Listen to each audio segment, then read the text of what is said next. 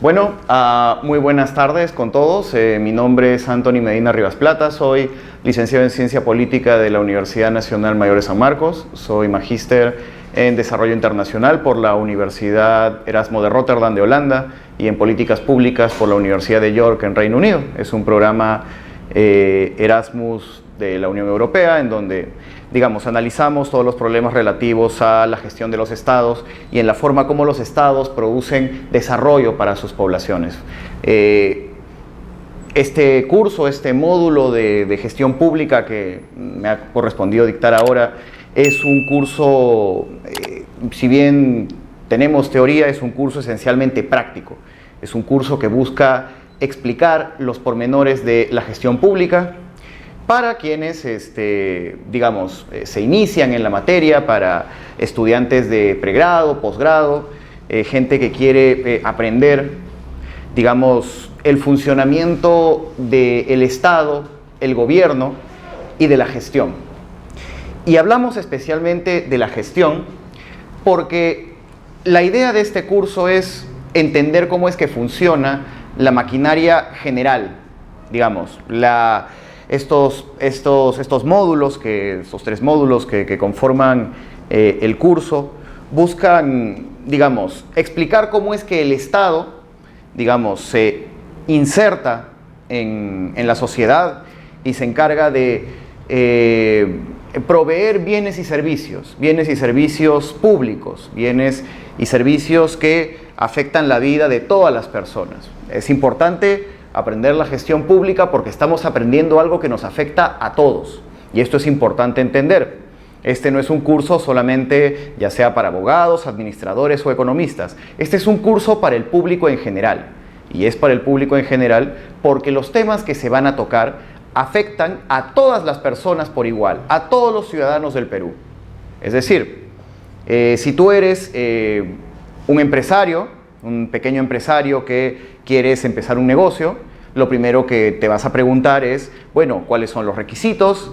Tengo que sacar un registro único del contribuyente, un RUC. Si presto servicios, de repente tengo que sacar un registro nacional de proveedores, un RNP. Si tengo que pagar impuestos, tengo que saber cuáles son los impuestos que me competen, digamos, por la posición que tengo, por cuánto estoy facturando. Entonces, no hay forma de evadir al Estado. El Estado está permanentemente en nuestras vidas, digamos, desde el punto de vista de un emprendedor, el Estado siempre está ahí. Si eres un abogado, eres un civilista, eres un penalista, bueno, evidentemente pues el Estado siempre va a estar ahí. El aparato de justicia, las cortes, el poder judicial, ¿no? El Estado está ahí.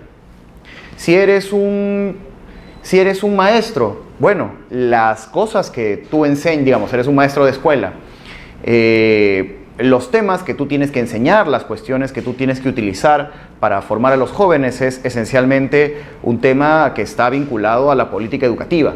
Es decir, la educación no es neutral, como ustedes deben saber. La educación responde a ciertos valores y a ciertos objetivos y metas que tienen que ver con el desarrollo integral del joven, del niño, del adolescente. A partir de esas necesidades que son interpretadas por el Estado, es que se diseña un conjunto de conocimientos prácticos en matemáticas, lenguas, ciencias, artes, que se comunican en los diversos niveles de especialización de la educación básica y luego ya en la educación universitaria cuando las personas ya buscan insertarse en el mercado laboral a través de una carrera.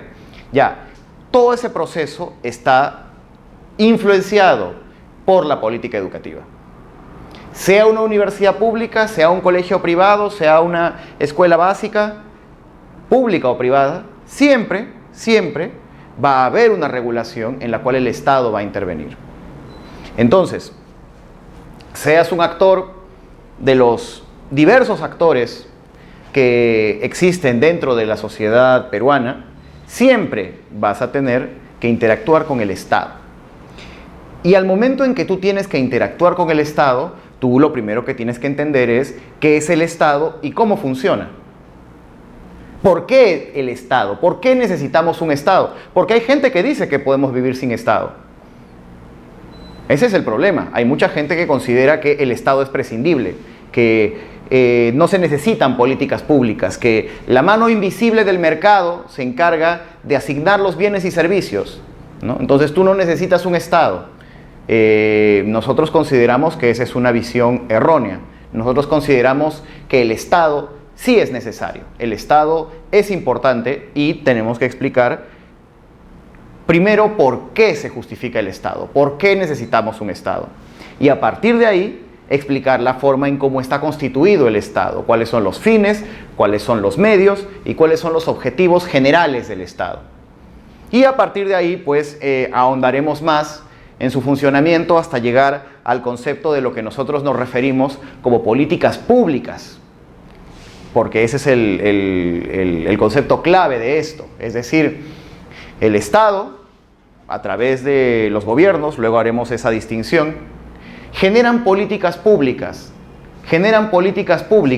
con el objetivo de proveer bienes y servicios a la ciudadanía. Bienes y servicios que el sector privado no puede proveer de sí mismos. Y esa es la razón por la cual estas políticas se justifican. Y eso es lo que tenemos que entender. Entonces,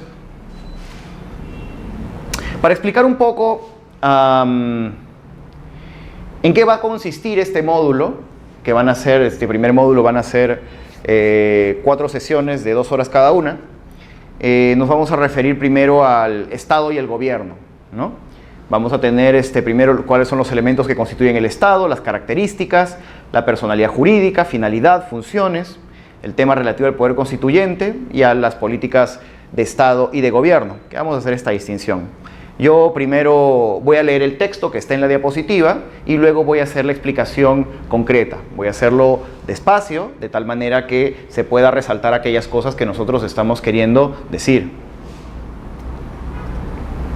Primero la pregunta básica, la pregunta por la cual se comienza. ¿Qué es el Estado? El Estado está reconocido como la organización política de una población para establecer reglas de convivencia y oportunidades para el desarrollo de la persona humana y la sociedad. En consecuencia, la finalidad del Estado es lograr condiciones adecuadas de vida y bienestar para la población. Digamos, si el objetivo para empezar es establecer reglas de convivencia, es porque sin el Estado estas reglas de convivencia, estas reglas mínimas de convivencia no se podrían generar. Entonces tenemos que preguntarnos en dónde no hay Estado. ¿Hay sociedades sin Estado? Sí. Hay sociedades en las cuales los Estados son tan débiles que no se logran percibir en las vidas cotidianas de la gente. Por ejemplo, si ustedes visitan algunos países africanos, Liberia, Somalia, Sierra Leona, en donde el Estado no se siente, digamos, por ejemplo, no hay escuelas públicas o están muy lejos, no hay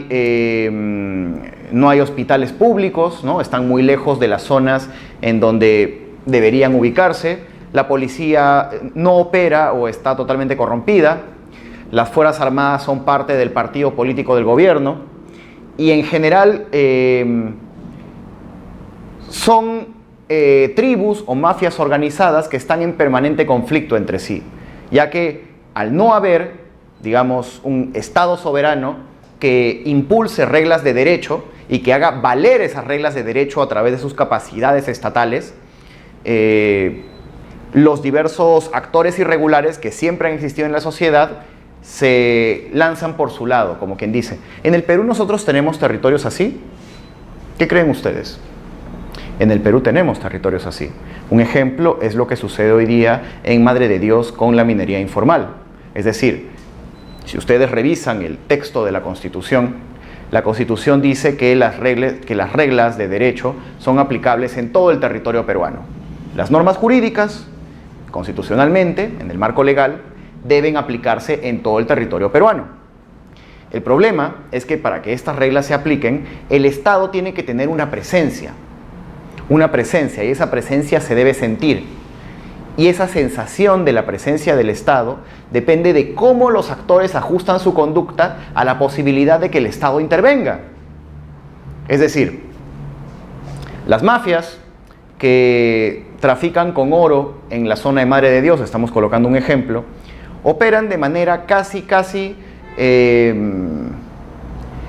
despreocupada con respecto a el actuar de la Policía Nacional o de las Fuerzas Armadas, ya que consideran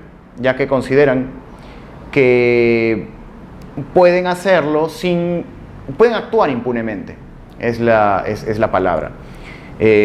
Ustedes pueden ver también de que las actividades irregulares de esta clase de grupos también incluyen otros grupos irregulares o delictivos, ¿no? Por ejemplo, vamos a poner un ejemplo acá.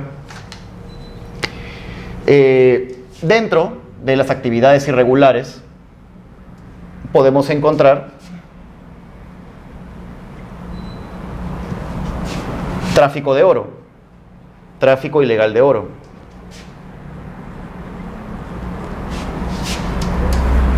Pero también podemos encontrar otros tipos de delitos.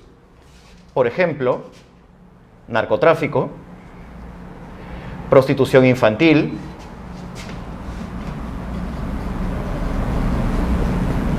tala ilegal,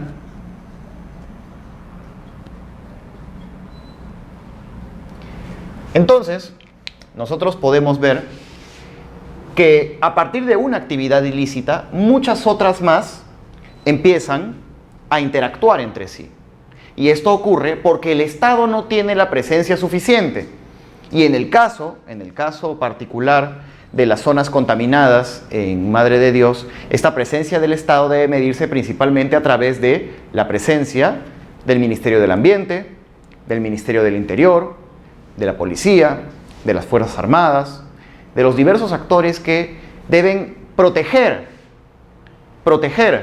nuestras reservas forestales naturales y evitar que actores irregulares intervengan en ellas, contaminando los suelos y degradando la vida de la sociedad.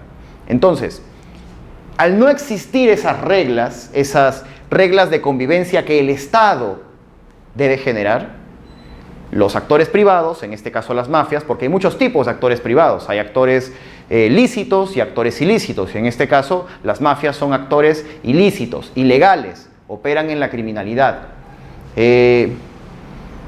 Al no haber presencia del Estado, estas mafias operan impunemente. ¿Por qué? Porque el Estado impone reglas de convivencia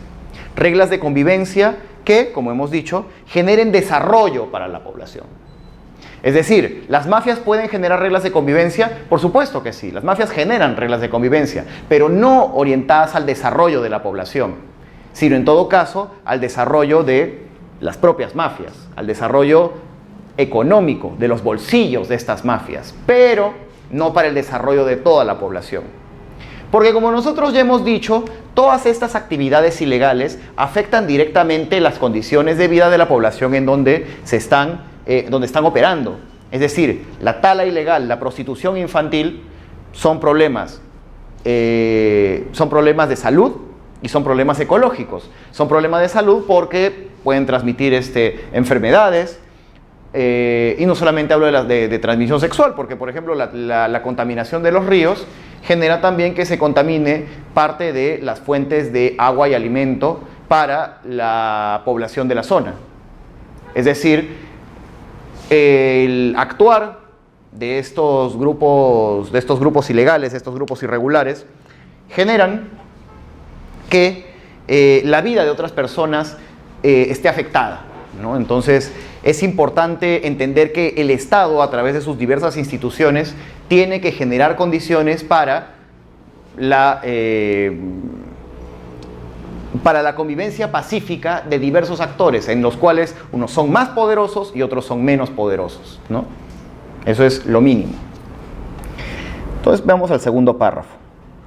Si a ello añadimos que un elemento constitutivo del Estado es el poder que se ejerce a través de un gobierno, quien actúa y acciona mediante un conjunto de instituciones que ha originado el mismo Estado, en las cuales se sustenta, entonces surge la pregunta: ¿de qué se sirven las instituciones estatales, conducidos por un gobierno en la representación del Estado, para actuar en función de los intereses de la población, que hace que su actuación sea ordenada, eficaz o no, y produzca resultados para los ciudadanos? Y la respuesta es la administración o gestión pública, que viene a ser el conjunto de acciones mediante las cuales las entidades tienden al logro de sus fines, objetivos y metas, los que están enmarcados por las políticas gubernamentales establecidas por el Poder Ejecutivo. Entonces, acá nosotros ya tenemos un ejemplo concreto de... Acá tenemos un ejemplo concreto y una explicación concreta de cómo es que interactúa el Estado con la sociedad para poder, digamos, atender problemas públicos. Es decir, tú tienes diversos problemas públicos, ¿no? Problemas públicos, problemas sociales. ¿Qué problemas públicos podemos identificar nosotros? Pongamos la pobreza, la desigualdad del ingreso,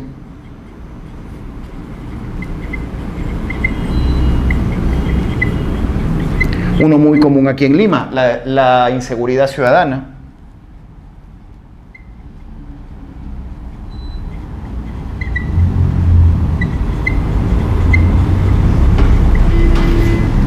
Vamos a poner el analfabetismo, ¿no?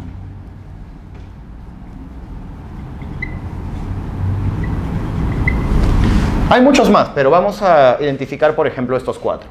Entonces, estos problemas se generan en una sociedad, ¿no? Digamos, problemas como la pobreza, la desigualdad, la inseguridad o el analfabetismo son problemas estructurales que se encuentran en la sociedad. Entonces, la pregunta es, bueno, ¿y cómo lo resolvemos? ¿Cómo lo resolvemos? Por ejemplo, en este contexto hipotético de Madre de Dios, en donde tienes un grupo de mafias irregulares operando, ¿hay la posibilidad para que sin presencia del Estado se resuelva alguno de estos problemas? No, por el contrario. La operación de estas mafias genera que la pobreza aumente, digamos, debido a la difusión de enfermedades y al encarecimiento de los alimentos y al aumento del costo de vida. La desigualdad del ingreso también, porque el ingreso de las mafias en comparación con la gente que no pertenece a una mafia aumenta. Y estos señores terminan convirtiéndose ¿en qué? En poderes políticos de facto. No es casualidad que también en el Congreso, en la política, tengamos gente vinculada a mafias, ¿no? Entonces eso ocurre. La inseguridad ciudadana, bueno, eso ya creo que ni explicación tiene. El analfabetismo, un problema de educación. Es decir, problemas públicos que son permanentes y que se necesita una acción objetiva por parte, en este caso, al no poder resolverse de manera privada, tiene que resolverse de manera pública. ¿Y quién es el actor público por excelencia? El Estado. Entonces, tú tienes esto, tienes el Estado y tienes los problemas públicos. Entonces, el Estado debe operar para resolver los problemas públicos. El Estado opera para resolver los problemas públicos. El Estado actúa. Entonces, ¿a través de qué? ¿A través de qué? Bueno, un elemento constitutivo, como hemos dicho, es el poder.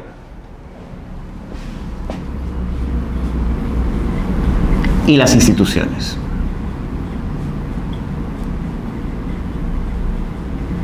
¿Y el actuar del Estado a través de qué? De las políticas públicas.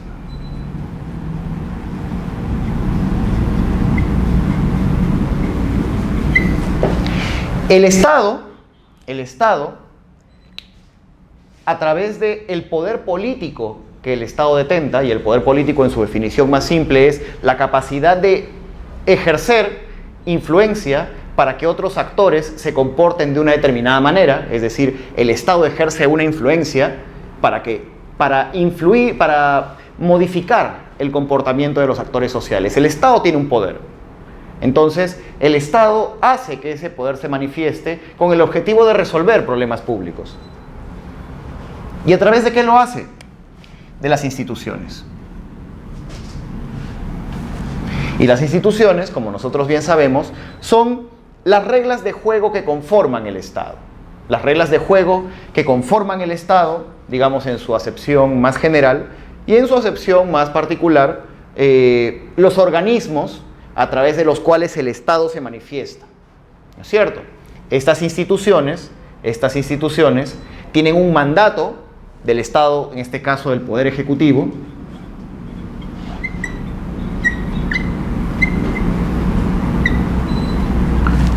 para actuar y resolver problemas públicos. Y esta acción del Estado, como nosotros ya hemos dicho, se genera a través de ¿qué? A través de las políticas públicas. ¿Correcto? Espero que haya quedado claro hasta aquí esta parte y lo voy a borrar.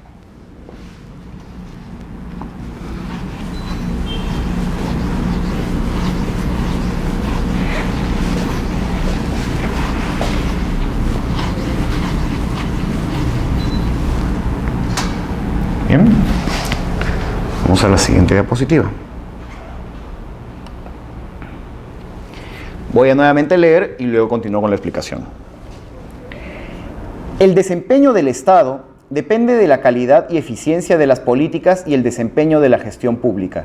Sin políticas públicas responsables y sostenidas o una gestión pública moderna, la estabilidad macroeconómica y el desarrollo social terminan afectadas, haciendo poco útiles los restantes esfuerzos para el desarrollo de la competitividad, el bienestar colectivo y la reducción de la pobreza. Entonces, acá hay dos conceptos que nosotros debemos tener. Gestión pública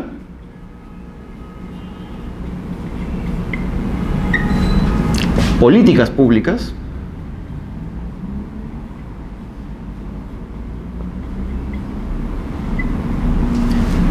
y estabilidad macroeconómica.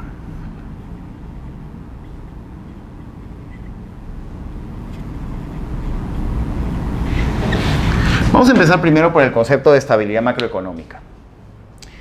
En economía, nosotros definimos como estabilidad macroeconómica el crecimiento sostenido y sostenible del principal indicador de crecimiento económico, que en este caso es el PBI. Se considera que hay una relación directa entre el aumento del PBI, que es el Producto Bruto Interno, y el desarrollo social de la población. ¿Qué es el PBI? El PBI, ustedes saben por economía, que es la cantidad de bienes y servicios producidos en un país, en una determinada economía, por lo general en el plazo de un año. El PBI, al medir, digamos, todos estos números, esta cantidad de actividades que se realizan en el Perú, influye directamente en la forma como opera el Estado y en la redistribución de los ingresos. ¿Cómo así? Vamos a entenderlo de la siguiente manera. Vamos a borrar esto y luego paso a explicar un poco mejor. La teoría, digamos, más básica del Estado entiende las relaciones al interior del Estado como un triángulo.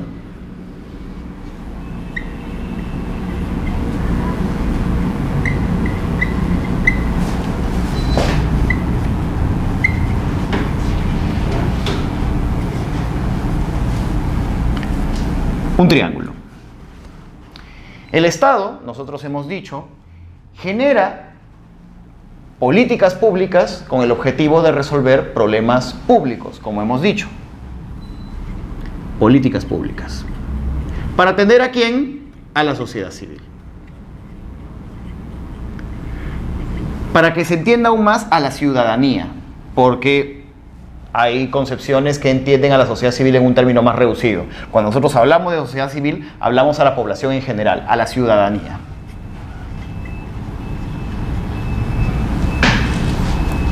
Y la ciudadanía se organiza de manera económica a través de actividades empresariales, a través del sector privado. Entonces, la ciudadanía organizada económicamente a través del sector privado puede organizarse en empresas. ¿Todas las empresas son iguales? No. Hay empresas grandes, hay pequeñas y medianas empresas, las famosas pymes, digamos, dentro del sector formal, y también hay un sector informal, ¿no?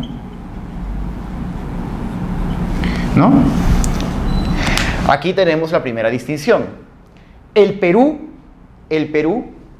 es uno de los países con la mayor informalidad laboral en América Latina. Luego de Honduras, el Perú tiene un nivel de informalidad laboral de 70%. ¿Y cómo es que se define la economía formal en comparación con la economía informal? En que la economía informal opera totalmente de espaldas al Estado. Porque aquí también, entre el sector privado y el Estado, existe una pequeña retroalimentación a través de la cual el sector privado genera recursos que el Estado utiliza para generar estas políticas públicas. Entonces, ya más o menos nosotros estamos entendiendo cómo es que funciona el ciclo. Es decir, la ciudadanía tiene necesidades. Esta ciudadanía que también se organiza a través de sectores económicos, a través de actores económicos. ¿Cómo creen que se relaciona el sector privado con el Estado? ¿Qué cosa garantiza el Estado? Acá es donde entran los llamados impuestos. El sector privado paga impuestos, y lo hace a través de, en este caso, los organismos recaudadores, ¿no? A través de la SUNAT, a través de, principalmente a través de la SUNAT, por supuesto, pero, digamos, los impuestos están en todos lados. Hay impuesto a la renta, hay impuesto al consumo, hay diversos impuestos dependiendo de la actividad económica que se esté realizando. Entonces, el sector privado paga impuestos al Estado. El Estado centraliza esos impuestos y genera políticas públicas para responder a problemas políticos de la ciudadanía. Es decir, si nos ponemos a pensar cuál es el medio y cuál es el fin siempre va a ser resolver problemas públicos de la ciudadanía. Porque recuerden, este triángulo es un triángulo principalmente conceptual. Tú no puedes decir que la ciudadanía está separada del sector privado y que el sector privado está separado del Estado. Una persona es ciudadana como también puede ser funcionario público. Una persona es ciudadana como también puede trabajar en una empresa. Es decir, este triángulo es solamente conceptual. No es que sean tres espacios totalmente separados. ¿Correcto? Muy bien. Entonces, el objeto final es resolver problemas ciudadanos. Entonces, la sociedad civil, al organizarse económicamente, nosotros hemos dicho, en empresas, digamos, nosotros estamos hablando de aquellas que pagan impuestos. Las empresas informales pagan impuestos, las empresas informales no pagan impuestos. Pero, al mismo tiempo, acabamos de decir que el sector informal emplea al 70% de la población económicamente activa, más o menos, en promedio, según cifras. Lo que significa que los impuestos vienen de actividades que emplean solamente a un 30% en promedio. ¿Qué quiere decir esto? Que los impuestos generados por la actividad económica formal,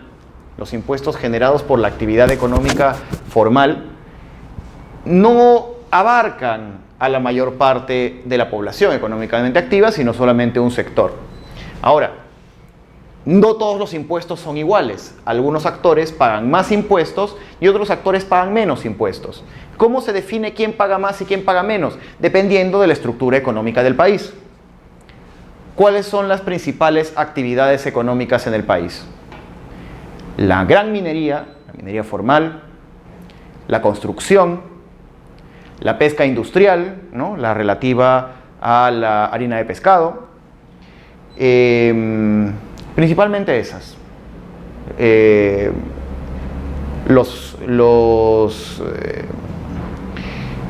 gas y el petróleo, ¿no? Son actividades económicas que generan gran cantidad de impuestos. Mientras que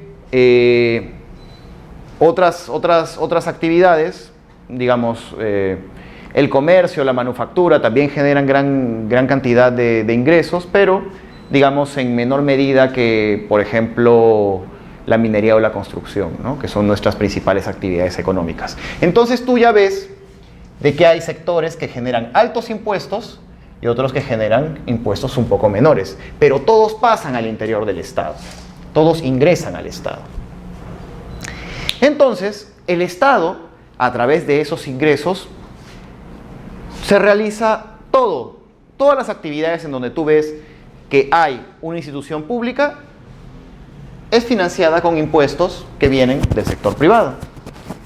La policía, las Fuerzas Armadas, los maestros, los profesores universitarios, la burocracia, los trabajadores del Estado, en las municipalidades, en el Poder Judicial, en el Poder Ejecutivo, todos los actores del Estado reciben sus ingresos a partir de impuestos generados por el sector privado. Y las políticas públicas que estos sectores aplican también vienen con fondos públicos, y son fondos públicos obtenidos con los impuestos obtenidos del sector privado. Compra de medicinas, compra de libros, compra de patrulleros, compra de diversos materiales utilizados con el objetivo de, a través de un plan estratégico, a través de diversos planes y políticas, la implementación de políticas para resolver problemas públicos que afectan ¿a quién? Nuevamente a la ciudadanía. Entonces, ya para redondear esta parte, tenemos que entender que el triángulo que divide Estado de sector privado y de ciudadanía es un triángulo esencialmente, vamos a decirle, metodológico. Es un triángulo referencial, porque todos los problemas empiezan en la ciudadanía, pero los actores que están en el Estado y el sector privado también pertenecen a la ciudadanía. Entonces, nuevamente, no nos confundamos como si fueran tres sectores por separado. Cada uno tiene su propia lógica. Bien, me parece que está claro, así que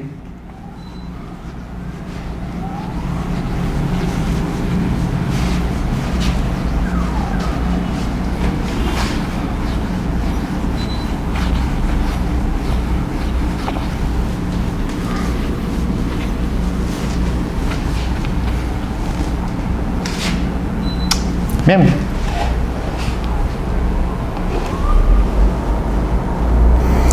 Las administraciones públicas deben constituir la plataforma institucional para la elaboración e implementación de políticas públicas que respondan a los intereses generales de la sociedad con subordinación previa a la legalidad.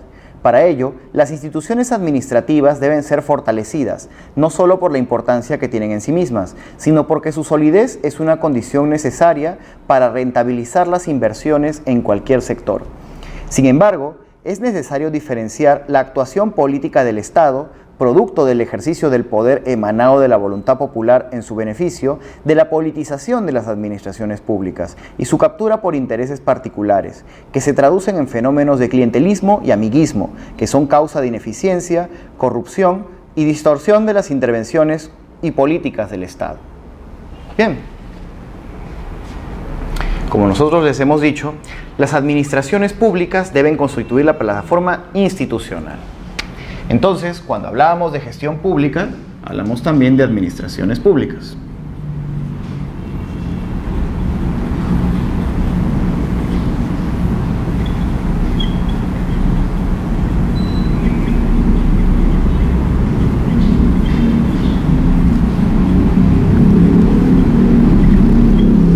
Que estas administraciones públicas deben operar a través de las políticas públicas.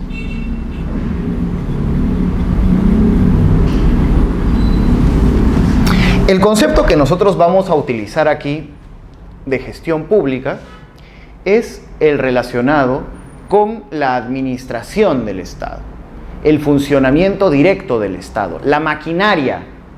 ¿Cómo es que el Estado se mueve? ¿Cómo es que el Estado opera para resolver problemas públicos, como nosotros ya hemos dicho? Problemas públicos que se resuelven a través de las políticas públicas. Nosotros estamos viendo acá que las administraciones públicas deben construir una plataforma institucional. Vamos a colocar esto más acá para que se entienda mejor. Colocamos a las políticas públicas.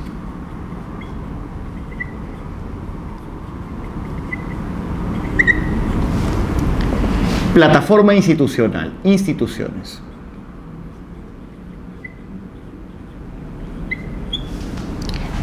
Y acá vamos a colocar los problemas públicos.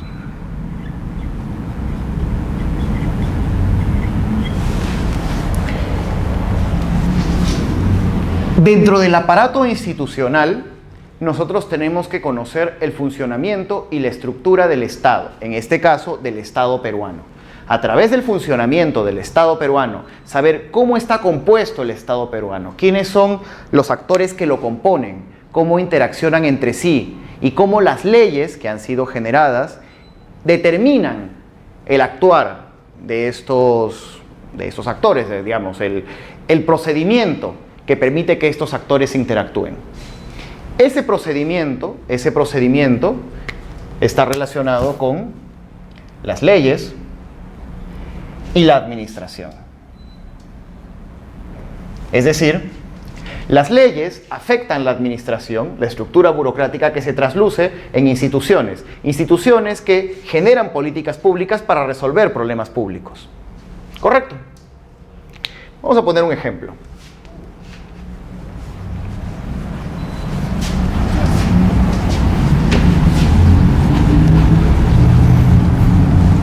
Vamos a ir de atrás hacia adelante. Primero identificamos el problema.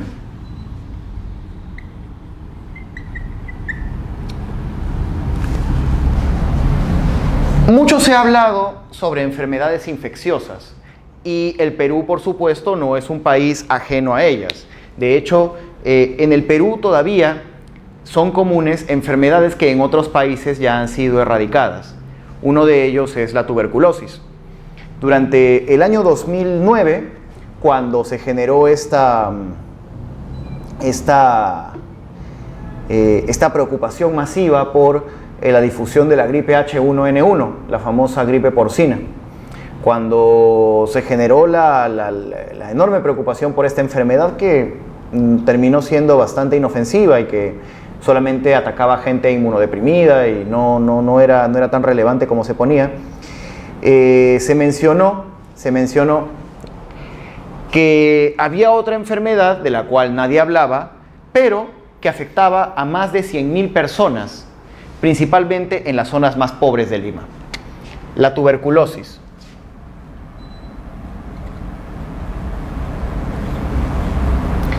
La tuberculosis es una enfermedad infecciosa que, como ustedes saben, afecta principalmente al sistema respiratorio, en la cual existen más de 100.000 personas, 100.000 peruanos, muchos de ellos, una gran mayoría, principalmente ubicados en las zonas más pobres de Lima, los cuales están enfermos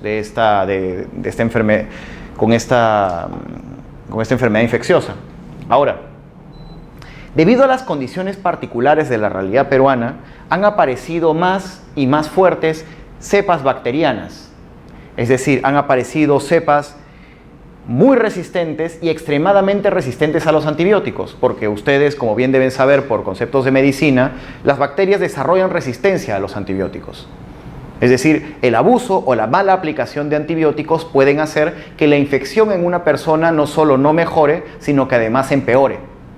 Entonces, tú tienes un problema acá. No solo es la tuberculosis que afecta a una gran cantidad de la población, sino tienes cepas de tuberculosis más fuertes. Cepas extremadamente resistentes o muy resistentes. Ahora, como nosotros hemos dicho anteriormente, la enfermedad de la tuberculosis es una enfermedad vinculada directamente ¿a qué? A la pobreza. La pobreza es una de las causas estructurales que generan la tuberculosis, porque hay una relación directa entre zonas pobres del país y población tuberculosa. Entonces tenemos que entender que la tuberculosis como enfermedad, como problema de salud, está directamente vinculada a un problema más grande y a un problema estructural que es la pobreza. La aparición de cepas extremadamente resistentes también se deben a que los pacientes no están lo suficientemente informados, no tienen conocimiento suficiente de cómo es que operan estas enfermedades. Entonces muchos pacientes, algunos de ellos dicen, bueno, ya he tomado suficientes antibióticos, ya me siento bien, voy a dejar el tratamiento. Hay otros, en otras circunstancias, que, por ejemplo, están en sitios muy alejados, o son ancianos que han sido abandonados por su familia y no se pueden movilizar por sí mismos, o están en zonas ciertamente inaccesibles o difíciles de acceder, y la lejanía de los centros médicos genera que la gente termine el tratamiento. Entonces, eso es un problema de salud masivo, porque cuando se generan estos problemas, ¿qué ocurre? Esto, la aparición de cepas de enfermedad que sean cada vez más fuertes y más infecciosas. Entonces, acá también tienes un problema de falta de educación,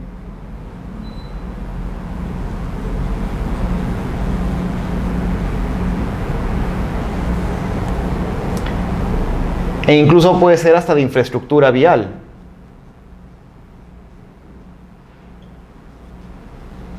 Infraestructura hospitalaria.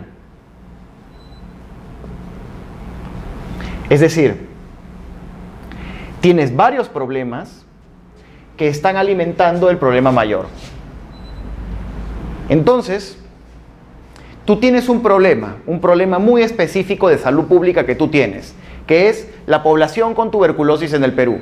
Entonces tú quieres generar una política pública que resuelva este problema. Entonces tu política pública tiene que tener como objetivo la reducción de los casos de infección de tuberculosis y además un tratamiento que asegure la supervivencia y la sanación a corto y mediano plazo de los pacientes. Entonces tú tienes que diseñar una estrategia, porque tú ya ves de que la tuberculosis como enfermedad no es una enfermedad, digamos, que se genere en el vacío, no es una enfermedad que se genere, digamos, tú no tienes a toda la población de Lima con tuberculosis, digamos, de manera homogénea.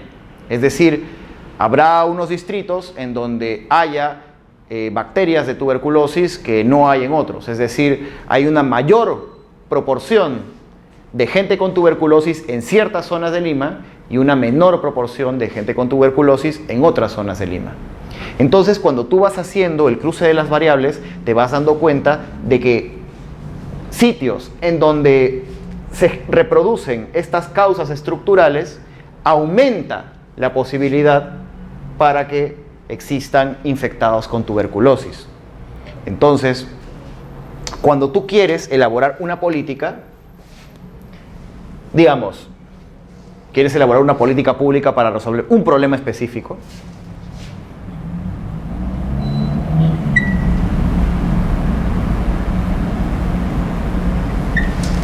la política pública debe tender a esto, ¿no? La política pública es de lucha contra la tuberculosis.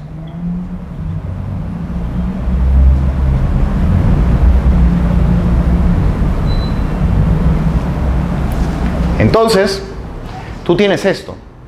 Tú quieres abordar este problema. Tú quieres abordar el problema de la tuberculosis y quieres resolverlo a través de una gran política pública que incluya la lucha contra la tuberculosis. Pero, como nosotros ya hemos dicho, también existen otros problemas estructurales, y esos problemas estructurales tienden a reforzar este problema. Entonces, tienes problemas generales que generan un problema específico, pero en este caso tú estás haciendo una política pública no para resolver la pobreza, no para resolver la falta de educación, no para resolver la infraestructura vial, es para luchar contra la tuberculosis. Como el objetivo es luchar contra la tuberculosis, entonces cuando la política pública opere, digamos, no va a ser una política, la política de lucha contra la tuberculosis no va a buscar resolver la pobreza, no va a buscar resolver la falta de educación, pero sí va a buscar resolver las variables de pobreza que inciden en la tuberculosis. Va a incidir en los problemas de falta de educación que inciden en la tuberculosis, los problemas que inciden en infraestructura vial que influencian esto. Acá lo tienen.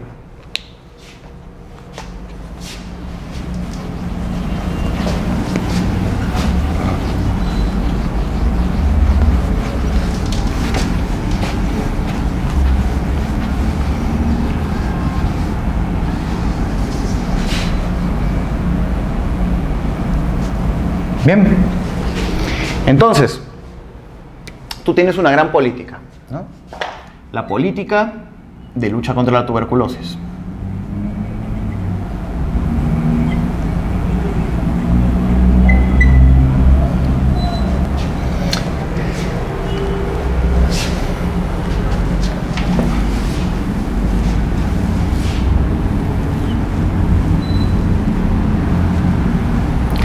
La cual debe tener una meta. Las metas, por supuesto, son determinadas por la política, ¿no? La reducción de los infectados,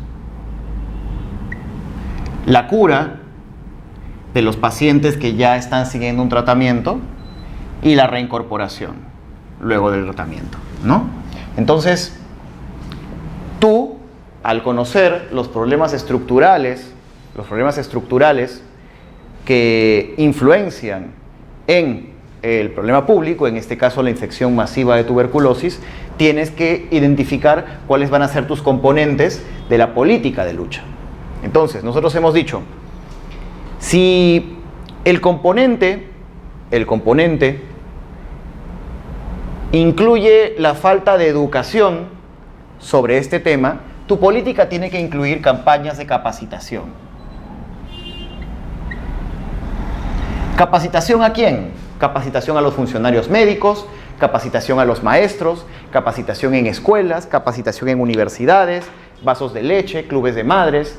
Identificar de qué manera poder influenciar en las personas para que cobren conciencia de esta enfermedad, de lo que ocurre si es que esta enfermedad no se trata y cómo actuar sobre ella para resolverla.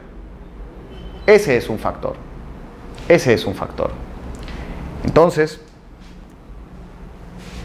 al hacerlo de esta manera, tú ya has identificado, digamos, a los sectores en los cuales tú quieres influir, ¿no? Digamos, tú haces tu mapa, ¿no? Haces tu mapa del Perú, está mal dibujado, pero ahí está. Ves las zonas en donde tú quieres influir, entonces tú ves que esas capacitaciones deben priorizarse en aquellas zonas en las cuales se quiere influir. Si otro problema es el relativo a la pobreza está vinculada a el seguimiento de, digamos, a la difusión de esta enfermedad. ¿Existe qué cosa? Los programas sociales, ¿no? Sociales. Algunos son de ayuda directa o de ayuda indirecta. Algunos son, por ejemplo, para la alimentación de escolares, otros son ayuda financiera directa. Hay diversos programas de lucha contra la pobreza, algunos son más efectivos que otros, pero influyen en este caso. Si tú quieres, por ejemplo, generar una influencia concreta dentro de la política de lucha contra la tuberculosis, tú tienes que dialogar con los programas sociales existentes. Por ejemplo, en el caso de, por ejemplo, el programa Juntos, ¿no? Que es un programa que hace ayudas financieras directas para gente que vive en extrema pobreza, que tengo entendido que son 100 soles o un poco más. No lo recuerdo exactamente. Condicionar la ayuda de los programas sociales a el seguimiento del tratamiento contra la tuberculosis genera un efecto positivo en la gente que decide tratarse y continuar con su tratamiento. Sí, hay evidencia que dice que cuando tú condicionas a la gente enferma de tuberculosis a continuar con el tratamiento como prerequisito para seguir recibiendo dinero para el programa social, hay una relación positiva. Entonces, estás incluyendo un aspecto que influye en el tema de la pobreza. En infraestructura, bueno, obviamente, hospitales o postas médicas bien apertrechadas, con personal capacitado, experto en el tema, que sea familiar con la política, que sea familiar con los procedimientos, que esté familiarizada con los temas relacionados al uso de antibióticos, ¿no? Que sepa las dosis correctas, etc. Entonces, acá tú ya tienes al menos tres sectores. Fíjense, estamos hablando de una política de lucha contra la tuberculosis. El problema es un problema esencialmente ¿de qué? De salud. Sin embargo, la forma para resolver el problema no es solo a través del sector salud. No solo el sector salud intervienen otros sectores del Estado. Y aquí es donde entra la administración pública.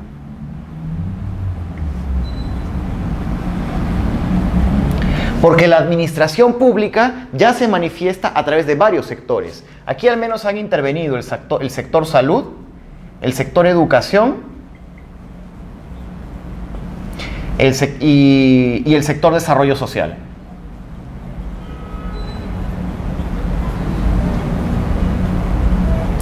Como ustedes saben, cada uno de estos sectores tiene un ministerio. La administración pública, en este caso, estamos hablando de los ministerios involucrados.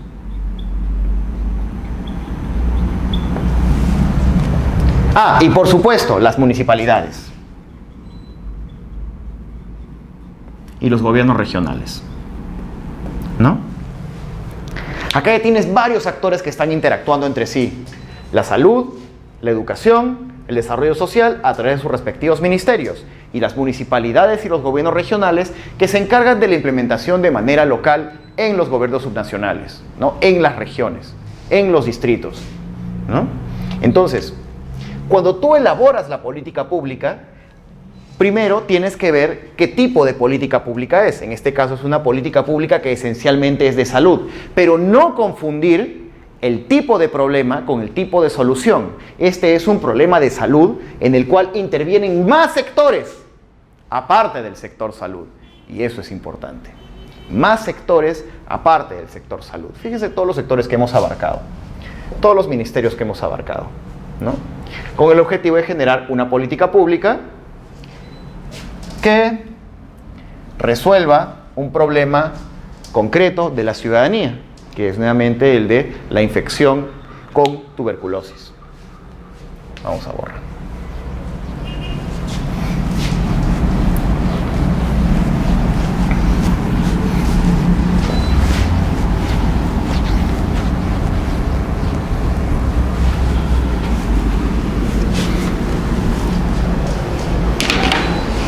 Bien.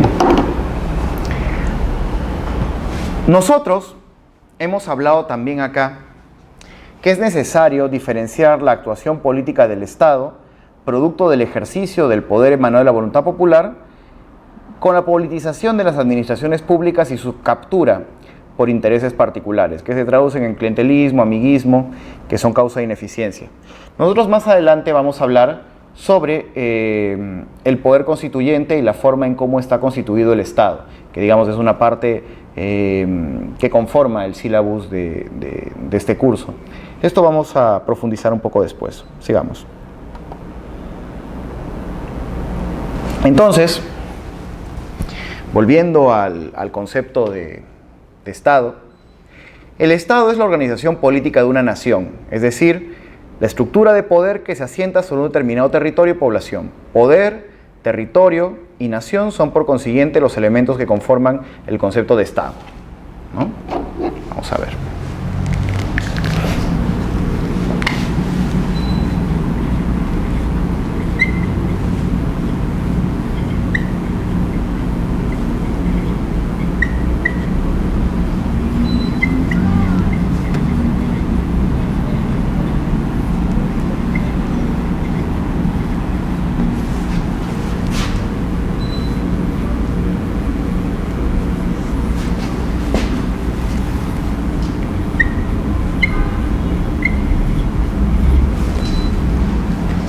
Estos tres elementos, poder, territorio y población o nación, son los elementos esenciales del Estado y son indesligables entre sí.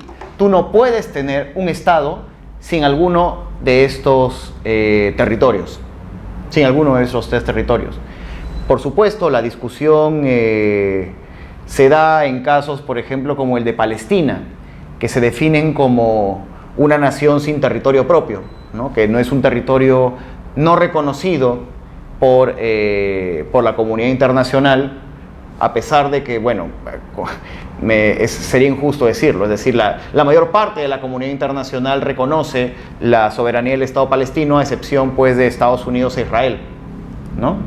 Ahí tú tienes el caso, por ejemplo, de una nación palestina que considera que no tiene un territorio propio porque de facto es el Estado de Israel el que determina el actuar soberano de la población que vive, que ocupa el actual territorio palestino, ¿no?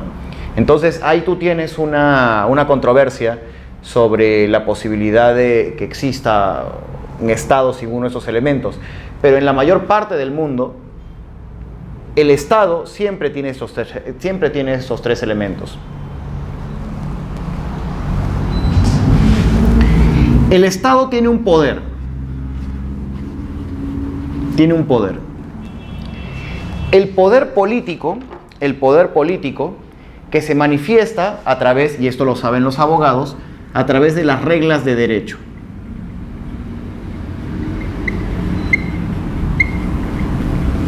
Las reglas de derecho que están basadas sobre la violencia legítima.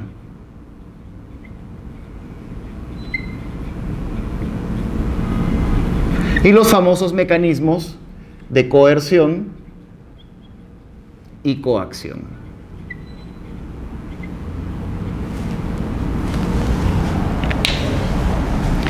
El poder político del Estado está siempre basado en reglas de derecho que son aplicables a todos los ciudadanos del país por igual, independientemente de clase social, raza, etnia, cultura o distinción de todo tipo. Las reglas de derecho son todas por iguales y afectan a todos los miembros de la nación.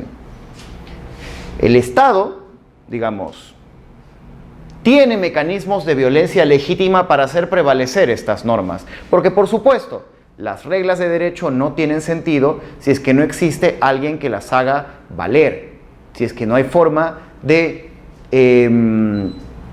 presionar para que estas reglas se cumplan. Y la forma de presionar para que estas reglas se cumplan es a través de la violencia legítima, la coerción y la coacción. ¿Cómo se manifiesta esta violencia legítima? A través de la determinación de procedimientos para la implementación de reglas de derecho y de penalidades en caso de que los ciudadanos se nieguen a cumplir estas reglas. ¿Quién se encarga de la aplicación y la interpretación de las reglas de derecho? El sistema judicial. El sistema que incluye a jueces, fiscales y abogados que se encargan de interpretar la ley y aplicar la ley, y a nivel interno la policía y a nivel externo las Fuerzas Armadas, ¿no? La violencia legítima para la implementación de las reglas de derecho, la implementación de las reglas de la ley, que en el caso de cuestiones relativas al orden interno tenemos a la Policía Nacional del Perú, mientras que para cuestiones relativas al orden externo, cuando hay, por ejemplo, una violación al orden internacional por parte de uno de nuestros vecinos que afecte nuestra posición soberana en el sistema internacional, por supuesto que tenemos a las Fuerzas Armadas, ¿no? Que se encargan de implementar, de impartir un orden, restaurar un orden derivado de la Constitución y de las leyes, ¿no? La Constitución peruana determina que el Perú es un país soberano e inalienable y que por lo tanto ninguna potencia extranjera puede agredirlo. Entonces, el actuar de las Fuerzas Armadas y policiales es esencialmente parte del poder político. Pero este poder político está fundado en reglas de derecho. Reglas de derecho que alimentan lo que es la violencia legítima a través de los mecanismos de coerción y coacción para poder restaurar el orden cuando una regla de derecho ha sido rota, ha sido quebrada, ha sido vulnerada.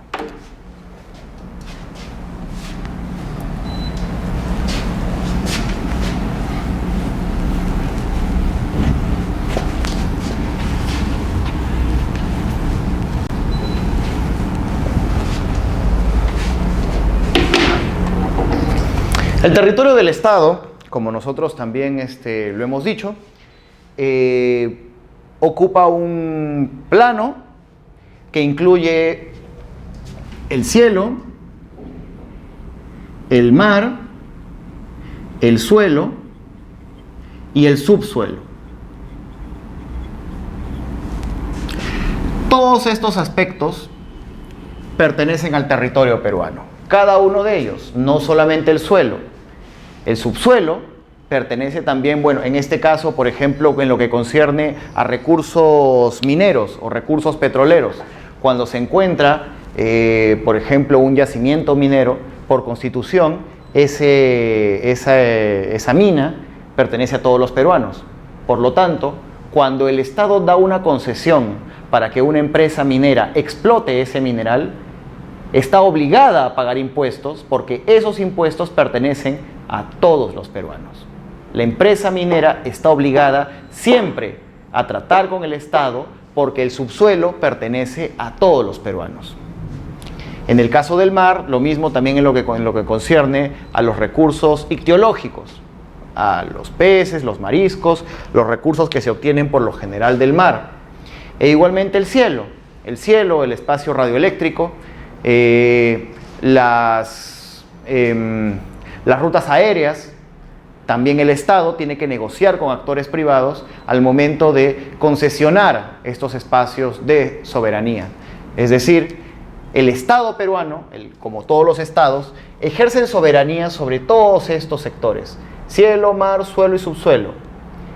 Pero al haber intereses privados de diversos actores, diversas empresas privadas, sobre cada uno de estos sectores, es el Estado el que determina la regulación de las actividades que se dan en todo este territorio, en todo el territorio nacional.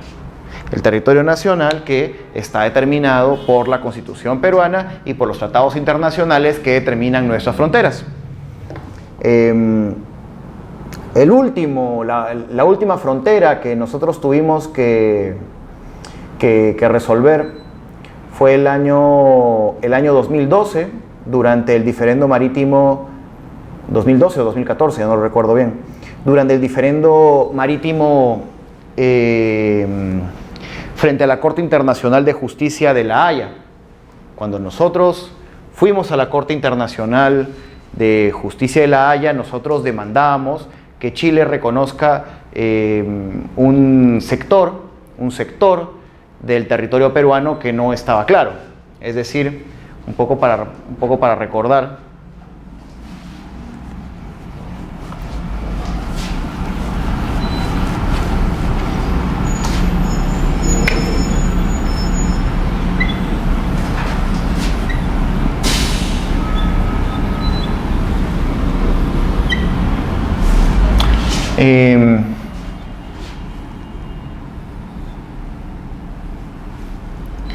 ese es el territorio chileno y ese es el territorio peruano,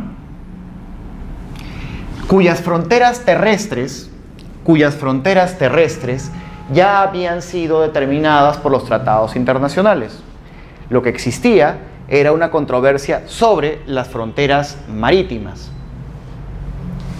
Mientras que Perú sostenía que la proyección de sus 200 millas marítimas tenía que ser siempre paralela a sus costas. Ustedes, si miran el mapa, se darán cuenta que el Perú no está colocado de manera recta, sino de manera inclinada.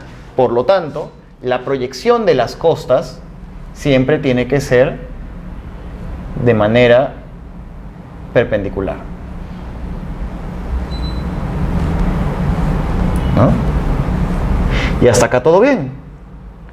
El problema era cuando tú llegabas a un cierto punto en Tacna, porque lo que tú tenías era que para que Tacna pueda tener también la cantidad de mar que estaba reclamando, tenía que hundirse hacia el sur, digamos que ya tocara a profundidad parte del territorio chileno, mientras que Chile sostenía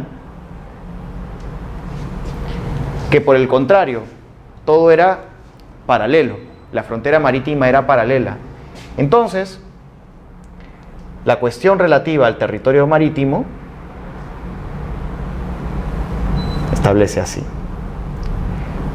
Y se establece un perímetro territorial que estaba en litigio entre el Perú y Chile.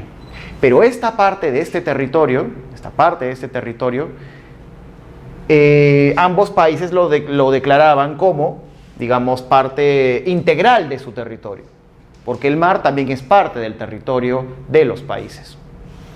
En lugar de ir, digamos, por una opción bélica, decidieron ir a una corte internacional ubicada en La Haya, en Holanda, que al final, luego de, digamos, analizar los documentos y las ayudas memoria que ambas partes presentaron, la corte al final decidió resolver pues de una manera bastante salomónica,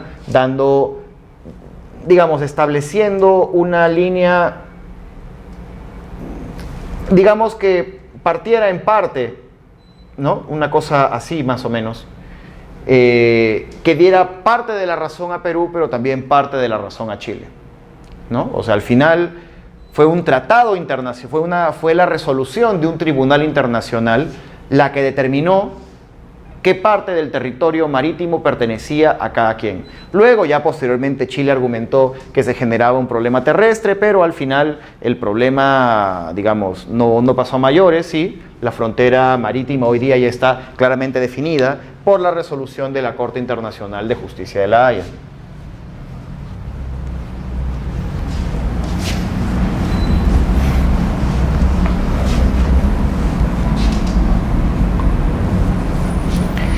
Y la población, o el pueblo, o nación, es la última parte constitutiva del Estado.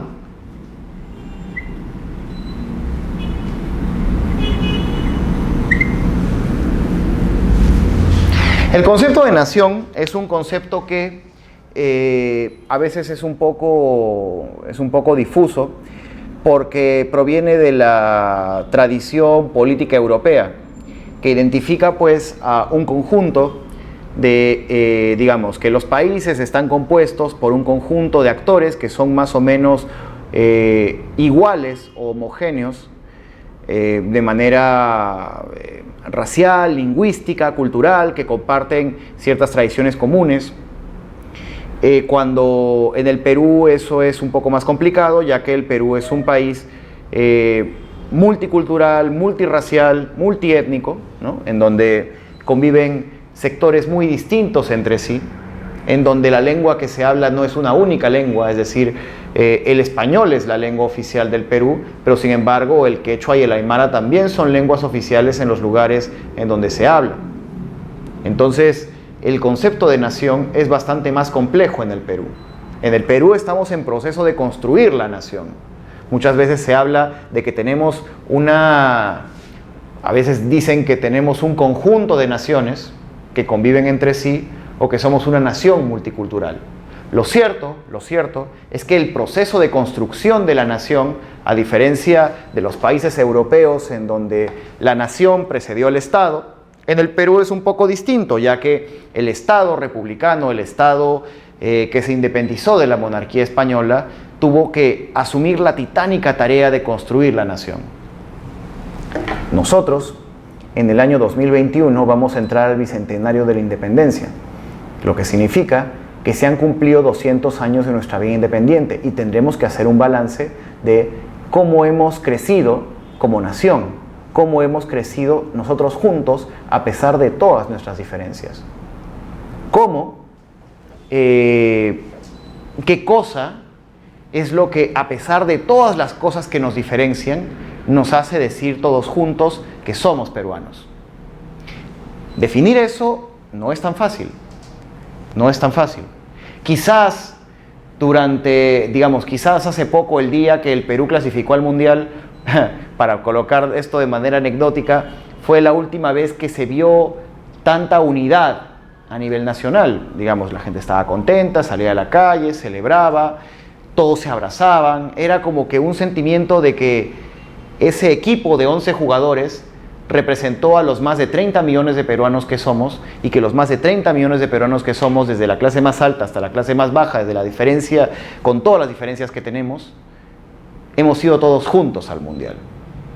Entonces, existen diversas simbologías que le dan forma a la nación. Diversas simbologías que le dan forma a la nación. El fútbol, el deporte, por supuesto, es una de ellas, pero hay muchísimas más. Las banderas, los símbolos patrios, la idea de que todos pertenecemos a un mismo territorio y que por ende tenemos el mismo destino, ¿no? Hay una idea común de la peruanidad, que es lo que guía este concepto aún en construcción, que es lo que nosotros denominamos como nación. Está aún en construcción. Y ese proceso se tiene que manifestar pues a través de toda la población, y toda la población pues se calcula que son aproximadamente entre 30 y 32 millones de personas, ¿no? Digamos que es una cantidad de población estimada, ¿no? Vamos a ver qué cosa dirán los resultados del último censo para saber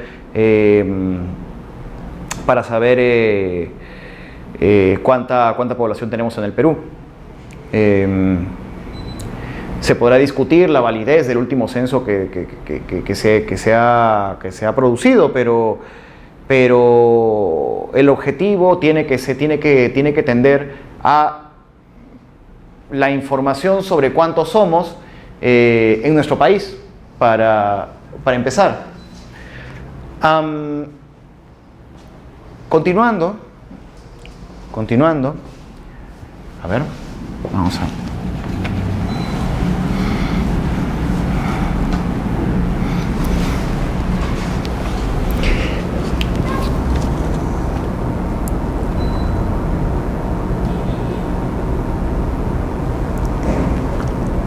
Constitucionalmente, la República del Perú se declara un Estado democrático, social, independiente y soberano.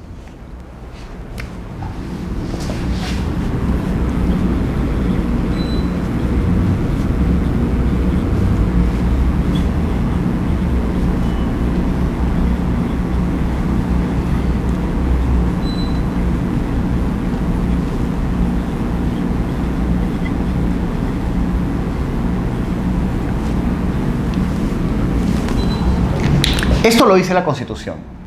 La Constitución dice que somos un Estado democrático, social, independiente y soberano. Y antes de que alguno de ustedes haga preguntas o observaciones sobre hasta qué punto este ideal se logra, primero tenemos que definir los conceptos. Un Estado es democrático cuando las decisiones que se toman al interior del Estado representan los intereses de la mayoría de la población peruana. Es decir, la población se organiza para elegir representantes a través de elecciones que generan ¿qué cosa? Presidente, congresistas, alcaldes, gobernadores regionales, que son los que toman decisiones en nombre de toda la población. Porque, por supuesto, la población sola no puede organizarse.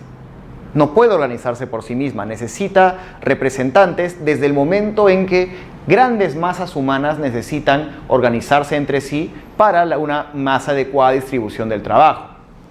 Entonces la democracia tiene esa lógica, ¿no? Quizás en pequeñas comunidades autogestionadas, muy alejadas, en territorios remotos, pueden, digamos,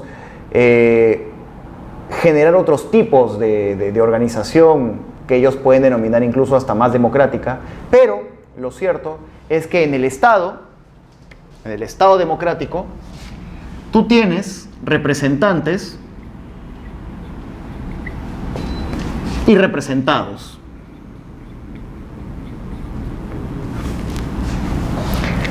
Los representados, ¿quiénes son? Toda la ciudadanía, toda la población que está en capacidad de votar y de elegir a un conjunto de representantes que toman las decisiones no solo en función de los votantes, por supuesto, sino en función de toda la población peruana.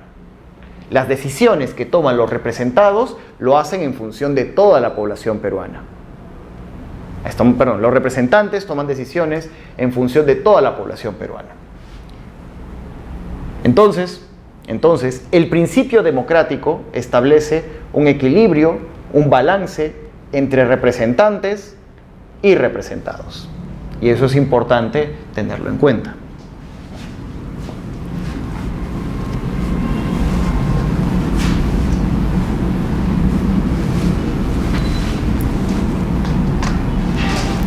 Es un estado social.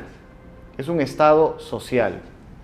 Es un estado social porque, como nosotros ya dijimos, está orientado principalmente a servir al ciudadano y a resolver problemas que afectan a la sociedad. Cuando hablamos del ciudadano y de la sociedad, estamos hablando de dos cosas que son distintas, pero que se interconectan entre sí. Porque el ciudadano puede ser entendido como una persona individual, pero que al ser un ser social, no puede desprenderse de otros seres. La actividad política y social de los ciudadanos por separado tienen influencia en toda la sociedad, y esto es un lugar común en todas las filosofías políticas que ustedes puedan leer. Los contractualistas discutían mucho esto. Locke, Rousseau, Hobbes justificaban la naturaleza del Estado en la naturaleza humana. Gente, por ejemplo, como Rousseau, decía que el hombre era bueno por naturaleza y que era la sociedad la que lo corrompía. Entonces, Rousseau presuponía una sociedad anterior al ciudadano. Entonces, el ciudadano está determinado por el tipo de sociedad en el cual se encuentra. Por lo tanto, los ciudadanos, para poder resolver sus conflictos, crean el Estado a través del llamado contrato social, que no es más que el acuerdo, naturalmente no escrito, no es un contrato como en un papel, el acuerdo tácito entre los ciudadanos para darse una forma política en la cual ciertos representantes toman decisiones en función de otros representados, ¿no? La primera idea de representación social viene de estos autores contractualistas. Otros autores como Hobbes, por ejemplo, tenían una visión mucho más negativa de la naturaleza humana. Hobbes decía que el hombre era el lobo del hombre y que los hombres siempre estaban acechándose mutuamente, luchando por el poder, por las riquezas, por los recursos, y que la creación del Estado se basaba en la necesidad de evitar la autodestrucción mutua por parte de estos hombres. Es decir, si el hombre era malo por naturaleza, el hombre estaba peleando, discutiendo constantemente en la forma en cómo organizarse. Entonces, al no tener, digamos, un punto común para organizarse debido a que estaban en permanente lucha, los seres humanos deciden crear el Estado. Y a través de la creación del Estado es que, digamos, se resuelve este problema, ¿no? Entonces, la idea de que el Estado es social contribuye, pues, a la resolución de problemas ciudadanos que afectan a toda la sociedad. Los problemas sociales se alimentan entre sí. Por ejemplo, cuando vimos en el ejemplo anterior el caso de la tuberculosis es una enfermedad que, si bien es un problema de salud, también afecta a otros sectores. Es decir, problemas como la exclusión, problemas como la marginación, la indiferencia de ciertos sectores sociales para con los más pobres, también tiene su base en un problema mucho más, digamos, acotado, ¿no? Como el de la tuberculosis. Es decir, son los grandes problemas sociales los que pueden generar pequeños, digamos, problemas más acotados como el de la tuberculosis, pero esos problemas también retroalimentan otros problemas más grandes, ¿no? Entonces, el Estado interviene para la resolución de estos problemas que afectan al ciudadano, en tanto el ciudadano es parte de una sociedad, pero en tanto esta sociedad también afecta la forma en cómo actúan o se organizan los ciudadanos. Entonces, debemos entender a ambos como aspectos que interactúan entre sí y que no se separan, ¿no? Que no se separan entre sí. Muy bien.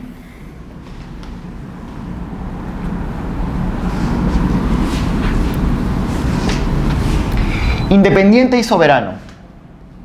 Voy a tomar estos dos conceptos de manera conjunta. Nosotros hablamos de un Estado soberano cuando el Estado tiene la capacidad de ejercer su autoridad en todo el territorio. Cuando el Estado peruano, hasta en los lugares más alejados, más, digamos, en las fronteras, en las zonas más remotas del Perú, tiene la capacidad de ejercer su presencia, y de ejercer su presencia como el poder único con la capacidad de ejercer reglas de derecho y violencia legítima. Reglas de derecho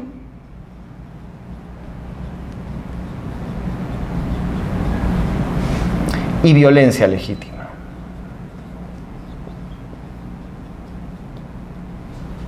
La soberanía se define como la capacidad de ejercer su poder político en todo el territorio nacional. Y este poder político se manifiesta a través de reglas de derecho y violencia legítima. Todo el territorio, sin excepción. Todo el territorio, sin excepción. Ahora, esto por supuesto es un ideal. Y es un ideal porque el Estado, debido a su profunda debilidad estructural, es decir, a sus capacidades, a su capacidad de organizarse, por ejemplo, en zonas como las que hemos mencionado, Madre de Dios, el BRAE, ciertas zonas en la Sierra Sur, en ciertas comunidades, en la selva sobre todo, que es mucho más difícil, que es de mucho más difícil acceso. El Estado tiene aún problemas para ejercer su soberanía. Esa soberanía que se ejerce a través de la implementación de reglas de derecho. Acá voy a agregar presencia institucional, que haya instituciones del Estado, que tú puedas encontrar una posta médica, una comisaría, una escuela pública, un banco de la nación, que encuentres instituciones del Estado que sean capaces de aplicar reglas de derecho con una violencia legítima que además no tenga competidores entre otros sectores. Por ejemplo, si en una zona X del país,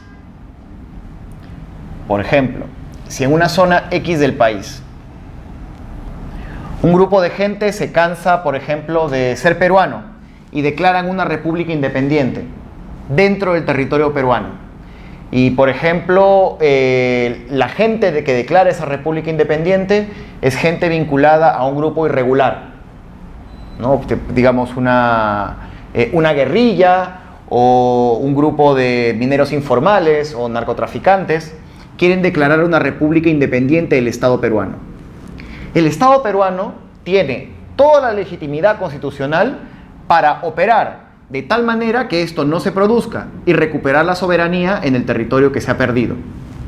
Si el Estado no puede hacer eso, entonces es un Estado que está en proceso de lograr la soberanía sobre su territorio, pero que todavía no lo hace. Por ejemplo, ese es el caso de países que están en guerra civil, ¿no? Que todavía tienen problemas para alcanzar, digamos, la soberanía dentro de su territorio, ¿no? Por supuesto, hay otros conceptos también más amplios de soberanía, como la soberanía alimentaria, la soberanía energética, que aplica más o menos a esto mismo, pero con respecto a ciertos aspectos específicos de política pública. Cuando se habla de la soberanía alimentaria, se habla, por ejemplo, de que el país sea totalmente autónomo a nivel alimentario, que es, por ejemplo, lo que ha surgido a raíz de esta controversia con respecto al consumo de papas en el Perú, ¿no? Con respecto al consumo de papa en el Perú, no somos todavía un país soberano a nivel alimentario. Dependemos mucho de importaciones, a pesar de que somos un país productor. Una buena parte de las pollerías en el Perú, por ejemplo, importa papa de Holanda, mientras que los productores de papa reciben pocos ingresos, ¿no? No tenemos una soberanía alimentaria todavía. Algunos dicen que es ineficiente lograr una soberanía alimentaria y que por eso es que no se realiza, que más bien la política alimentaria debería estar determinada por las fuerzas del mercado. Yo tengo una visión un poco distinta de esto, que la iremos explicando posteriormente en los cursos, pero la soberanía consiste en eso, ¿no? Consiste en la capacidad de aplicar sus reglas de derecho y violencia legítima con una presencia institucional en todo el territorio. Ese es el concepto de soberanía. Cuando hablamos de independencia, es un complemento a la soberanía, pero no es lo mismo. Porque la independencia lo que te dice es que el Estado peruano, al ser independiente, responde a sus propios intereses y no a presiones externas de otros países. Presiones externas de otros países, sean del norte, del sur, del centro, de donde sea. El Estado peruano, por constitución, se declara independiente para la toma de sus propias decisiones. Y quizás esto sea lo más controvertido, ya que el Perú es un país pequeño, es un país aún en vías de desarrollo, que es un poco la palabra políticamente correcta para decir subdesarrollado, porque estamos todavía en proceso de alcanzar, digamos, un estatus de vida alto para toda la población. Seguimos teniendo problemas para tomar decisiones autónomas, y eso es también en buena parte porque el Perú está inserto en un sistema internacional en donde las reglas de juego no son determinadas por el Perú, sino que son determinadas por grandes potencias.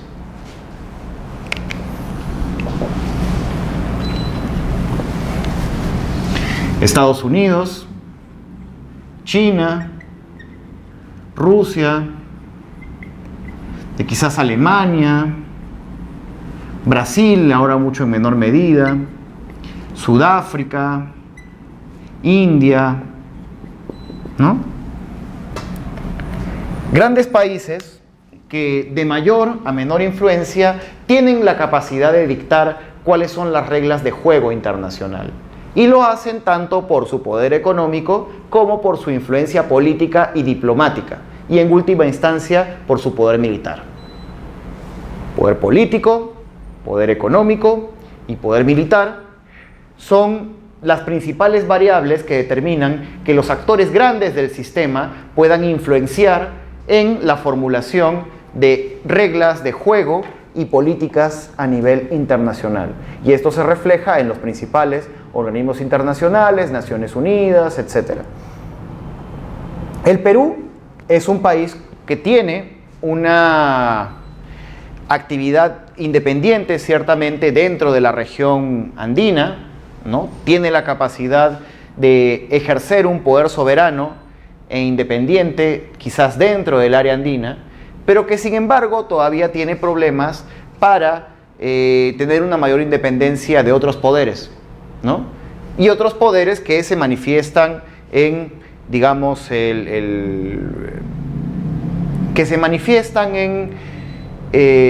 a través de grupos de presión, a través de lobbies, a través de grupos económicos que tienen mucha influencia en la toma de decisiones en el Perú, y que esa influencia se traduce también en políticas públicas que algunas de ellas todavía no terminan de satisfacer las demandas de toda la población peruana, debido a que en lugar de responder a intereses generales, en lugar de responder a intereses nacionales, terminan respondiendo a intereses particulares. Y ese es un problema estructural de nuestro país.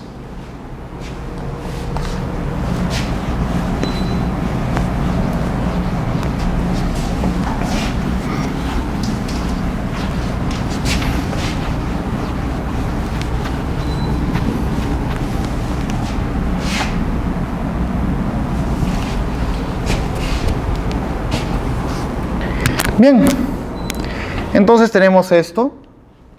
La República del Perú se declara un Estado democrático, social, independiente y soberano. El Estado es uno e indivisible, como ya hemos dicho. Su gobierno es unitario, representativo y descentralizado, y se organiza según el principio de separación de poderes. El gobierno es unitario, representativo y descentralizado.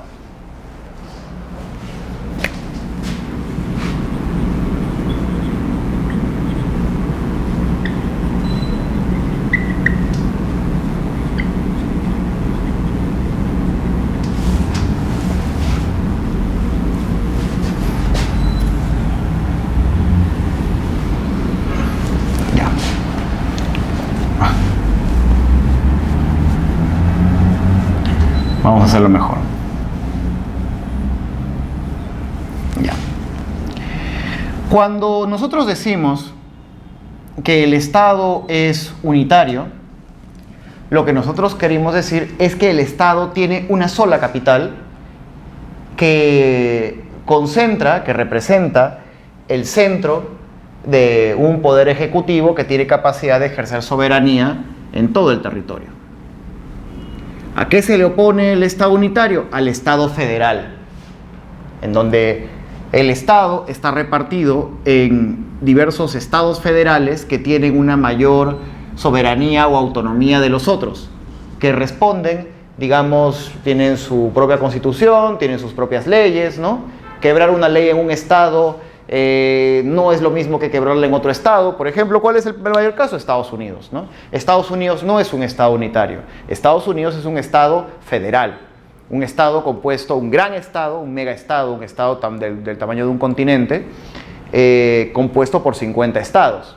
Cada uno de estos estados tiene sus propios órganos ejecutivo, legislativo y judicial, tiene sus propias leyes, ¿no? Ustedes seguramente han visto una película, por ejemplo, películas norteamericanas en donde dicen tal criminal es buscado en 10 estados, ¿no? Lo que significa que en cada estado distinto ha cometido delitos distintos que son penados por la ley penal del estado, pero que en cada uno es distinto. Es decir, puede que tú estés buscado en el estado A por cometer un delito, pero te mudas al estado B, en donde ese delito que cometiste ahí ya no es delito y por lo tanto no te pueden perseguir por dicho delito, ¿no? Salvo que haya una cooperación específica entre los estados. Pero la forma en cómo se aplica la ley es distinta, ¿no? Ese es el caso de los estados federales. Ese no es el caso del estado peruano, que es un estado unitario. Es un estado representativo que, como ya dijimos, ya explicamos un poco cuál es el proceso de la representación política, ¿no? En la que tanto el gobierno central como los gobiernos regionales y locales son ejercidos a través de la potestad democrática, la democrática representativa, en donde la población elige a representantes para que tomen decisiones a nombre de ellos. Decisiones que formalmente deben beneficiar a toda la población. ¿A quiénes elegimos? Al presidente, a los congresistas, a los alcaldes y a los gobernadores regionales, ¿no? Cada 5 años hay elecciones presidenciales, parlamentarias, disculpen, para la elección de estos cargos, ¿no? Que van rotando permanentemente bajo el principio de la soberanía del pueblo, de la representación del pueblo. El pueblo siempre está cambiando de autoridades porque no se puede permitir de que un solo sector se apropie del poder político, porque el poder político es público, no es privado. Cuando nos referimos a que es público, es que afecta a todos los peruanos. Cuando un alcalde toma la decisión de construir un puente, no lo está haciendo para favorecer a sus amigos ingenieros o para favorecer a ciertos intereses particulares. Lo hace porque hay un sector de la población que lo demanda y que ese alcalde fue elegido con ese objetivo. Que a través de esquemas de corrupción los alcaldes utilicen el Estado para terceros objetivos, ese es un problema político, pero es algo penado y que está establecido en la Constitución y las leyes del Perú.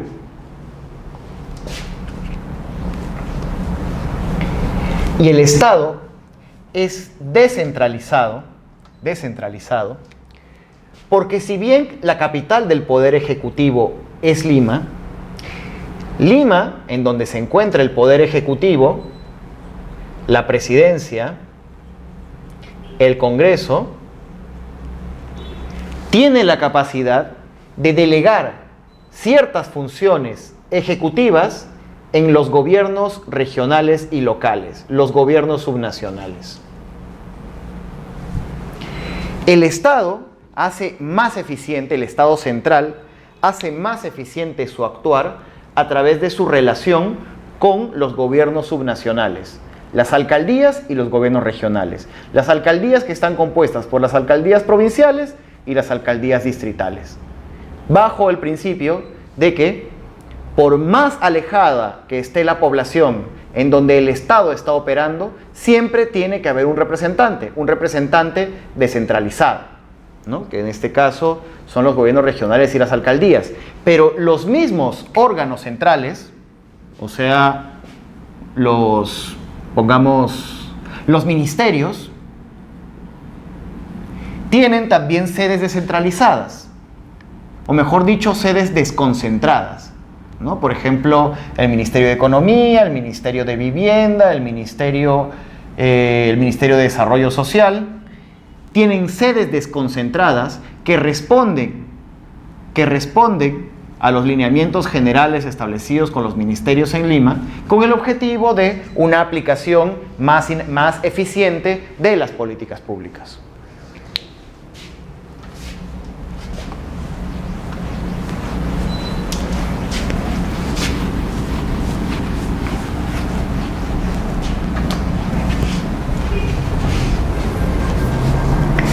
Entonces, el Estado se sostiene en un aparato organizacional e institucional que se compone de 3 elementos organizativos: las Fuerzas Armadas, la Hacienda y la Administración a su servicio, con base territorial amplia y separación entre el Estado y la sociedad. La función de las Fuerzas Armadas es la de ejercer la defensa del Estado y su soberanía ante probables agresiones internacionales. El mantenimiento de todo el aparato estatal requiere la recaudación de fondos económicos mediante la contribución de los miembros de la sociedad a través de los tributos e impuestos, función que corresponde a la Hacienda. La administración es la organización encargada de tomar las decisiones políticas y hacerlas cumplir mediante una serie de entidades u órganos: gobierno, ministerios, gobiernos regionales, municipalidades, policía, seguridad social y un sistema de gestión a través de lo cual lo pone en práctica. Bueno, en esta parte que ya estamos por terminar, se resume un poco algunas cosas que yo ya he dicho, ¿no? El Estado tiene un aparato organizativo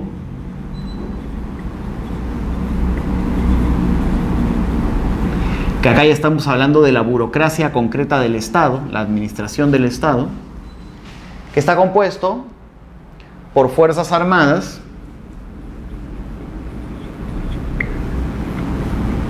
Hacienda y Administración. La Hacienda, como ya hemos dicho, si es que ustedes recuerdan el gráfico del triángulo que nosotros hemos dicho, es en este caso la organización encargada de capturar los impuestos que se le cobra a la empresa privada de la ciudadanía organizada, que digamos la ciudadanía organizada se organiza en empresa privada y esta paga impuestos que son captados por la Hacienda. Mientras que la administración es otra parte del Estado que es la encargada, digamos, del funcionamiento de la maquinaria concreta y del día a día del Estado, ¿no? Es la encargada de tomar las decisiones políticas, el funcionamiento de las políticas públicas en general. Mientras que las Fuerzas Armadas son las que están encargadas de, en este caso de la protección del Estado frente a amenazas externas. Y esto es muy importante y esto es algo que debemos entender bien. En el frente interno, la seguridad interna del Estado debe estar vigilada por la Policía Nacional. Mientras que en el frente externo son las Fuerzas Armadas las encargadas de proteger al Estado de agresiones externas. Esto es, digamos, en tiempos de normalidad. En tiempos de normalidad, el Estado peruano es protegido a nivel interno por la policía, a nivel externo por las Fuerzas Armadas. Sin embargo, en ciertos casos particulares, el Estado puede intervenir a través de las Fuerzas Armadas para resolver problemas de orden interno. Esto ocurre principalmente en 2 casos: en los estados de excepción y cuando se declaran zonas de emergencia. Los estados de excepción son por lo general, bueno, hay varios niveles, pero lo que por lo general se suele aplicar en el Perú es el estado de emergencia, ¿no? cuando hay un conflicto social muy fuerte, ¿no? Como el conflicto de, por ejemplo, Conga en Cajamarca, o Tía María en Arequipa, o Las Bambas en Apurímac. El Estado puede tomar, el Estado a través del Poder Ejecutivo y a través del Presidente de la República, puede tomar la decisión de resolver problemas políticos a través del uso de las Fuerzas Armadas. Por supuesto, nosotros podemos decir que estamos de acuerdo, que no estamos de acuerdo, que es una medida que puede ser una medida desproporcionada para el tipo de conflicto, o que hay otras formas de resolverlo.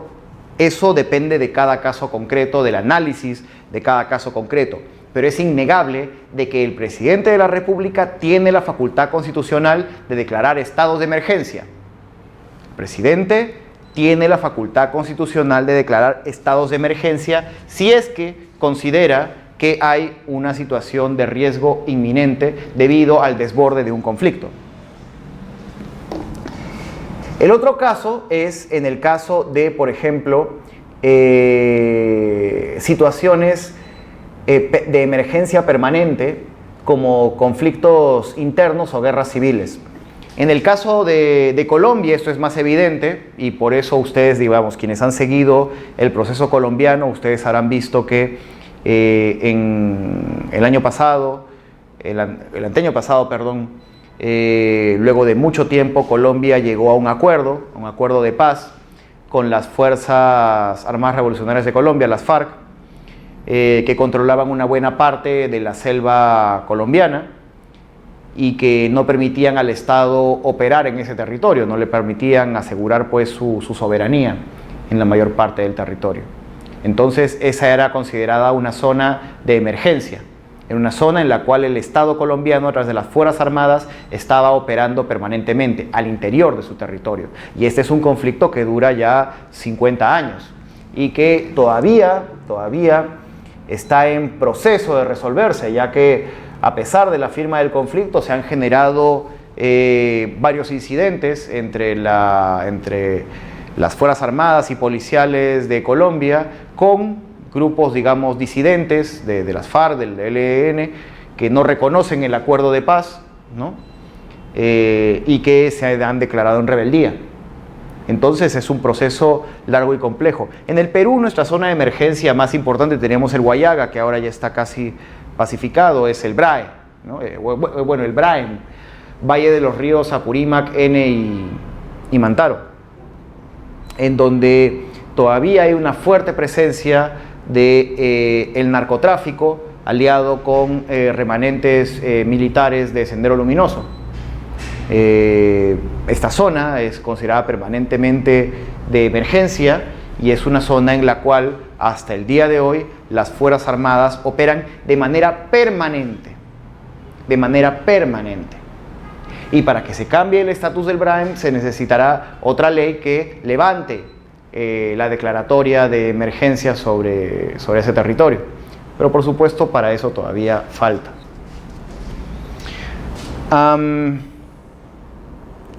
Entonces,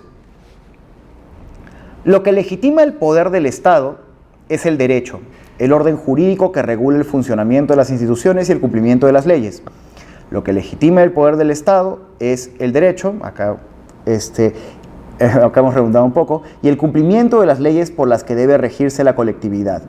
Al mismo tiempo que lo legitima, el derecho limita la acción del Estado, pues los valores que conforman el cuerpo jurídico emanan, de forma directa o indirecta, del conjunto de la sociedad. Las normas habituales, los códigos de leyes o modernamente las constituciones políticas definen los derechos y deberes de los ciudadanos y las funciones y límites del Estado. En los estados liberales y democráticos, las leyes son elaboradas o aprobadas por los cuerpos legislativos, cuyos miembros, elegidos por la ciudadanía, representan la soberanía nacional. La ley se sitúa por encima de todos los individuos, grupos e instituciones. Tal es el significado de la expresión imperio de la ley. Muy bien. Nosotros ya hemos hablado sobre diversos aspectos del Estado y hemos señalado que una de sus características es la de el monopolio legítimo de la violencia a través del imperio de la ley y la posesión de los mecanismos de coerción y coacción. Pero lo más importante es que todas las cuestiones que el Estado aplica a otros ciudadanos también se las aplica a sí mismo. Y esto es importante. Recuerden el triángulo que diseñamos al inicio. Cuando nosotros diseñamos ese triángulo, lo que nosotros dijimos fue que el Estado, la sociedad a través de la ciudadanía y el sector empresarial no eran tres cuerpos compactos y separados entre sí, sino que representan a un mismo todo. Es decir, el Estado representa a la ciudadanía, pero la gente que opera en el Estado es gente que viene de la ciudadanía. Mientras que el sector privado no es más que sectores de la ciudadanía organizados para realizar actividades económicas. Pero el centro de todo es la ciudadanía. La ciudadanía está al centro. Mientras que el Estado y el sector privado, las actividades económicas, son instrumentos creados para la realización de los fines de la sociedad, que es desarrollarse hacia un estado mejor, hacia un estado superior, ¿no? Por el sentido de que tenemos que progresar como sociedad, los seres humanos creamos diversos instrumentos para poder evolucionar y progresar como sociedad. Y el Estado es quizás hasta el momento el más importante y el más complejo de todos, debido a la cantidad de actividades que tiene como centro. En ese sentido, el cumplimiento de las reglas de derecho, el cumplimiento de la ley, que abarca para toda la ciudadanía, abarca también para los funcionarios del Estado. No es lo mismo, por ejemplo, el caso de los estados monárquicos, en donde la soberanía no venía del pueblo, sino venía directamente del rey. El poder no era un poder público, era un poder privado concentrado en el rey. El rey podía hacer una ley que dijera: yo prohíbo que todas las personas del reino pasen por acá. Pero al día siguiente el rey pasaba por ahí. ¿Qué podía decir la gente? Podía decir: oye, el rey está violando sus propias leyes, hay que hacer algo. No, porque el rey decía: pase por acá, bueno, cambio la ley. Porque la ley está basada principalmente en un poder privado.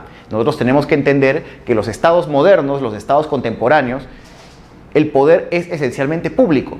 Y al ser público, responde a todos y se aplica a todos por igual. Y las autoridades, al ser representantes de los ciudadanos, esas mismas leyes que nos aplican a nosotros, también se aplican a ellos. Es decir, las funciones de coerción y coacción se aplican solamente en el caso de resolver problemas de interés común de la sociedad, pero no para el control político del aparato del Estado por parte de las autoridades, porque las autoridades son transitorias y son elegidas por el pueblo. Esa es la lección que les quiero dejar hasta el día de hoy. Culminamos esta primera sesión y para la siguiente sesión continuamos pues con el funcionamiento del Estado y explicando un poco más cómo es que se justifica el Estado y cómo interacciona con las políticas públicas. Muchas gracias.